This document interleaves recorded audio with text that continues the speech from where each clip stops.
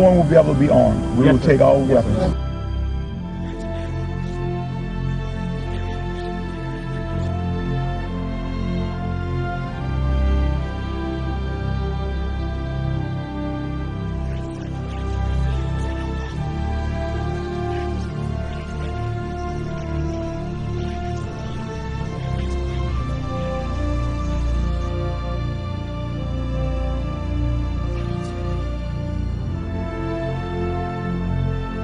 Every service member has an obligation, not just that they can refuse a legal order or an unlawful order. They have an obligation to. They have to. And so they have to make a decision for themselves where that line is.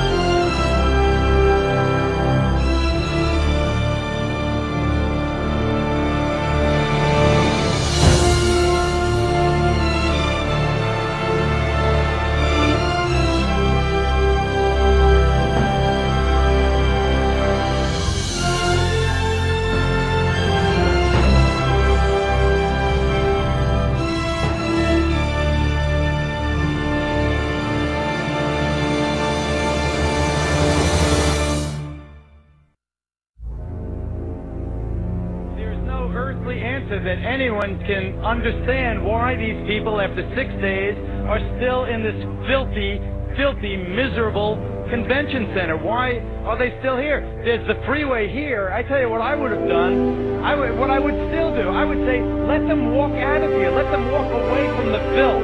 Let them walk away from the devastation. Let them walk away from the dead bodies in here.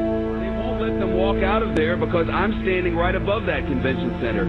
And what they've done is they've locked them in there. The government said, you go here and you'll get help. Or you go in that Superdome and you'll get help. And they didn't get help.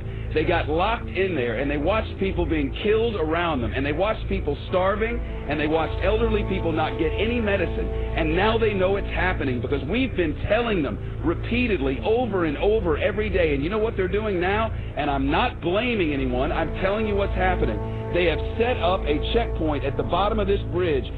This is the bridge that takes you from New Orleans over into Gretna, from Orleans Parish into Jefferson's Parish. It's the only way out. It's the connection to the rest of the world. And they've set up a checkpoint, and anyone who walks up out of that city now is turned around. You are not allowed to go to Gretna, Louisiana from New Orleans, Louisiana. Over there, there's hope. Over there, there's electricity. Over there, there's food and water. But you cannot go from there to there. I think the government will not allow you to do it. It's a fact. I don't know, man. Let them walk out of here. Let them walk the hell out of here. Let them get on that interstate and walk out. We had Walmart deliver 3 trucks of water, trailer trucks of water. FEMA turned them back. They said we didn't need them. This was a week ago.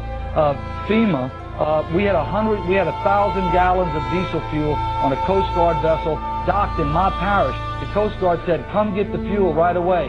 When we got there with our trucks, they got a word. FEMA says, don't give you the fuel. Yesterday, FEMA comes in and cuts all of our emergency communication lines. They cut them without notice. Our sheriff, Harry Lee, goes back in, he reconnects the line, he posts armed guards on our line and says no one's getting... Before we issued our declaration of 10 orders that we will not obey. And what those are designed to do is to get the troops thinking ahead of time about where their line in the sand is in advance. And that's what we're hearing in feedback from people in National Guard units is that in Katrina, that's kind of what happened, is the police and the military there, the National Guardsmen, were caught off guard and really hadn't thought about it in advance. Walking up and down these streets, you don't want to think about the stuff that you're going to have to do. Somebody pops around the corner. Let me shoot an American. Yeah. And what we're hearing is that it won't be the same way next time. There'll be more who will say, no, I'm not going to do that.